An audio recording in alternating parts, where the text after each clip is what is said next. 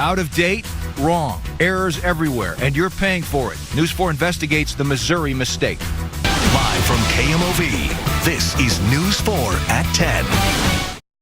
It's got their face and name on it, but it's paid for with your money. Every year, lawmakers spend hundreds of thousands sending you mail. But after one mailer showed up riddled with errors, News 4 investigative reporter Lauren Traeger asked, are the mailers really worth it? On any given day, open the mailbox, and you might find bills, coupons, and these mailers from your local lawmaker. I think I've seen at least this one once. I think maybe we've received one or two. We're specifically talking about what's called a district directory, typically about 20 pages. The lawmaker on the front, phone numbers for public services inside.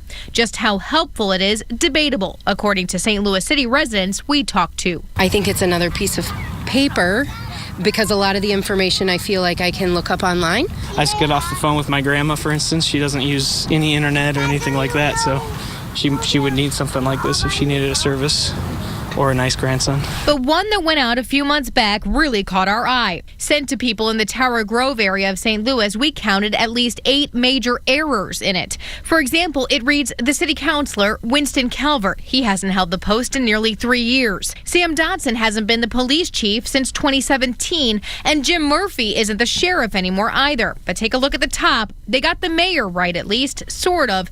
Instead of Lyda Cruson, though, it says Linda. I mean, if you don't know the mayor's name, come on now. Curtis Kalin with the group Citizens Against Government Waste says the directories are a relic of a bygone era. But to have these mistakes, I would say it's a pretty outrageous degree of sloppiness on the taxpayer dime. We wanted to know how many of your dimes are spent for publications like these. Turns out it's a lot. Over the past 3 years, members of the Missouri House and Senate spent more than $2 million of your money on mail. It's time to get rid of it. If there's some sort of a personal interest that is being used, taxpayer money for it. I really am sorry I screwed up this directory. Freshman State Representative Peter Meredith takes responsibility for the mistakes of interns and others who don't know the area well. He apologized and put a correct version online. If we do it again, I'm going to have to spend a little more time making sure that it's accurate. Elected last year, Meredith already does a lot online, but he says the pamphlets have purpose. The problem is, electronic communications don't reach everybody in your district. And really the only 2 ways to reach everybody in your district are knocking doors and sending out mail. He says each lawmaker has a relatively small amount of money to talk to constituents about important issues at the Capitol. Savings, he says, might be better found elsewhere. But he heard from residents loud and clear, like all things in government, double check the fine print. I think if it is something that needs to be spent, it should be done so with care and decent proofreading.